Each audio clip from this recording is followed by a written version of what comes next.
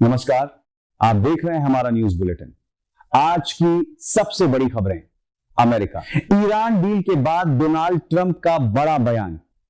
Karnataka high court ने DK Shiv Kumar को मुख्यमंत्री बनाए जाने के खिलाफ दाखिल बिल को खारिज करते हुए याचिकाकर्ता पर 50,000 रुपए का जुर्माना ठोका।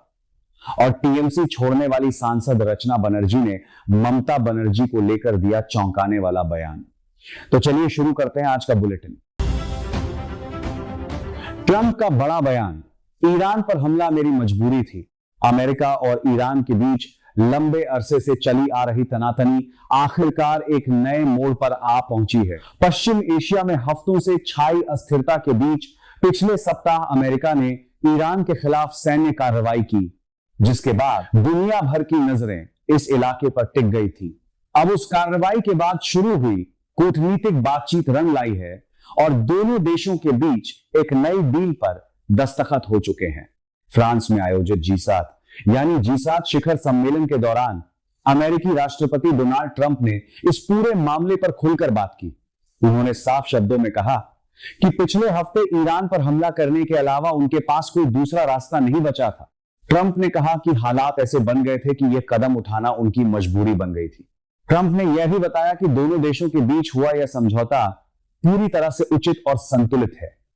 उन्होंने दावा किया कि इस पहले कदम के बाद आगे की बातचीत काफी आसान हो जाएगी।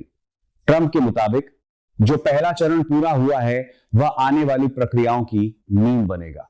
इस डील का एक अहम हिस्सा हॉर्मुज जलडंबू मध्य यानी स्ट्रेट ऑफ हॉर्मुज से जुड़ा है। यह वह रास्ता है जिससे दुनिया की बड़ी मात्रा में तेल आपूर्ति होती है। ट्रंप ने बताया कि यह जलमार्ग शुक्रवार तक पूरी तरह खुल जाएगा, जिससे अंतरराष्ट्रीय व्यापार और तेल की सप्लाई एक बार फिर सामान्य हो सकेगी। इससे वैश्विक बाजारों में राहत मिलने की पूरी उम्मीद है। एक बात जो ट्रंप ने खासतौर पर स्पष्ट की वह यह थी कि अमेरिका ईरान में किसी भी तरह का पैसा निवेश नहीं करेगा। इस बारे में जो अफवाहें फैलाई जा रही थी उन्हें ट्रंप ने बेबुनियाद और बेतुका बताते हुए सिरे से खारिज कर दिया। कर्नाटक हाईकोर्ट ने खारिज की बिल। याचिकाकर्ता पर 50,000 का जुर्माना। कर्नाटक में डीके शिव कुमार के मुख्यमंत्री पद पर आसीन होने और उनके 7 मंत्रियों के शपथ ग्रहण को लेकर दाखिल की गई जनहित याचिका को राज्य के हाईकोर्ट ने न केवल खारिज कर दिया है बल्कि याचिका दायर करने वाले पर 50,000 रुपए का जुर्माना भी लगाया है। कोर्ट ने अपने फैसले में इस याचिका को महज सुर्खियां बटोरने की कोशिश करार दिया। चीफ जस्टिस विधु बाखरू और जस्टिस केएस हेमलेखा की खंडपीठ ने इस मामले की सुनवाई की। बेंच ने कहा कि इस तरह की बेबुनियाद याचिकाएं अदालत के कीमती समय की बर्बादी हैं। न्यायालय ने यह भी स्पष्ट किया कि जनहित याचिका एक संवेदनशील कानूनी माध्यम है और इसका इस्तेमाल सस्ती लोकप्रियता पाने के लिए करना बर्दाश्त नहीं किया जाएगा। कोर्ट ने कहा कि ऐसे मामलों में बस याचिका वापस लेना काफी नहीं है बल्कि अदालत सख्त कदम उठाएगी।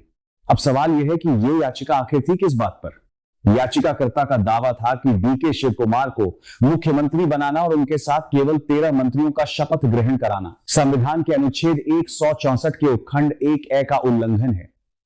उनका तर्क था कि कर्नाटक विधानसभा में 224 सदस्य हैं, इसलिए संवैधानिक प्रावधान के अनुसार मंत्रिपरिषद में कम से कम 24 और अधिकतम 33 मंत्री होने चाहिए। इसी आधार पर याचिकाकर्ता ने शपथ ग्रहण को असंवैधानिक घोषित करने की मांग की थी। रचना बनर्जी का बयान। दीदी से बगावत करना मेरे लिए संभव नहीं। पश्चिम बंगाल की राजनीति में इन दिनों एक दिलचस्प घटनाक्रम चल रहा है।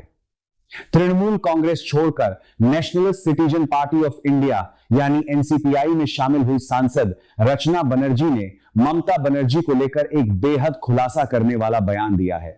उन्होंने कहा कि दीदी यानी ममता बनर्जी के खिलाफ जाना उनके लिए संभव नहीं था और आगे भी नहीं होगा। उनके और दीदी के बीच जो पुराना रिश्ता है वह ज्यों का त्यों बना रहेगा। रचना बनर्जी ने स्वीकार किया कि उनकी जीत में ममता बनर्जी की बड़ी भूमिका थी। उन्होंने कहा कि जो लोग यह मानते हैं कि उन्हें विधानसभा या लोकसभा में जीत ममता दीदी की वजह से मिली वे 100% सही है। रचना ने कहा कि तृणमूल कांग्रेस का असली चेहरा और पहचान ममता बनर्जी ही है। पार्टी उनके बिना अधूरी है। हालांकि रचना ने यह भी जोड़ा कि मतदाताओं ने सिर्फ पार्टी का नाम या दीदी का चेहरा देखकर उन्हें वोट नहीं दिया।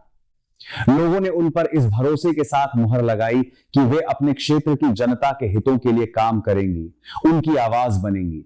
जब उनसे पूछा गया कि फिर टीएमसी छोड़ने की नौबत आई क्यों, तो रचना बनर्जी ने कहा कि उनकी कोई व्यक्तिगत शिकायत नहीं थी। उनका मानना था कि यदि राज्य और केंद्र दोनों जगह एक ही दल की सरकार हो तो विकास के काम तेज गति से हो सकते हैं। उन्होंने कहा कि पिछले 15 वर्षों में यह तालमेल नहीं बन पाया, जिसका नुकसान आखिरकार जनता को उठाना पड़ा। यही सोचकर उन्होंने यह कदम उठाया। रचना बनर्जी का यह बयान बंगाल की राजनीति में एक नई चर्चा छेड़ सकता है, खासकर तब जब आने वाले समय में विधानसभा चुनाव का माहौल गरमाने वाला है। ये थी आज की सबसे बड़ी खबरें। अमेरिका ईरान के बीच नई डील से पश्चिम एशिया में शांति की उम्मीद जगी है। कर्नाटक हाईकोर्ट ने बेबुनियाद पिल पर सख्त रुख अपनाया है और बंगाल की राजनीति में रचना बनर्जी के बयान ने नई बहस को जन्म दिया है। ऐसी ही ताजा और अहम खबरों के लिए जुड़े रहिए हमारे साथ। धन्यवाद।